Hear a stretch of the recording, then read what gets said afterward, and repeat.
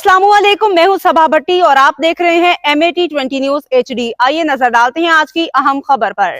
खबर शामिल करते हैं हाफिजाबाद से। सीनियर रहनुमा और मेंबरान इत्तेहाद मीडिया ग्रुप की चेयरमैन मोहम्मद अबू बकर मुगल के घर आमद, बेटे की खैरियत दरियाफ्त की। हाफिजाबाद सीनियर सहाफ़ी Mian Maqsood Ahmad Wattoo, district incharge 7 news, information secretary district press club Mehr Abu Bakar Younas, Seth Khalid Mehmood, district reporter voice news channel, Rana Sohail, नुमाइंदा रोजनामा अदल व इंसाफ की chairman Ittehad media group Mohammad Abu Bakar Mughal की रहायशगाह पे आमद, मुलाकात की और उनके बेटे की खैरियत दरियाफ्त की। गुज़श्ता रोज़ chairman Ittehad media group Mohammad Abu Bakar Mughal के बेटे का DHQ अस्पताल में गले के टांसर का ऑपरेशन हुआ।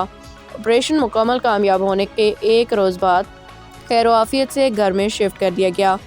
मोहम्मद अबू बकर मुगल ने तमाम मेंबरान और रहनुमाओं का शुक्रिया अदा करते हुए कहा कि बफज़ल अल्लाह ताला बेटे की तबीयत पहले से बहुत बेहतर है। ऑपरेशन की वजह से डॉक्टर्स की हिदायत के मुताबिक SOPs का मुकम्मल ख्याल रखा जा रहा है।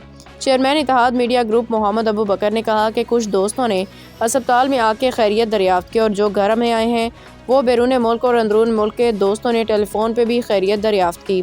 सब दोस्तों का मशकूर हूँ जिन्होंने हमें अपनी दुआओं में याद रखा। रिपोर्ट सेठ खालिद महमूद, हाफिजाबाद।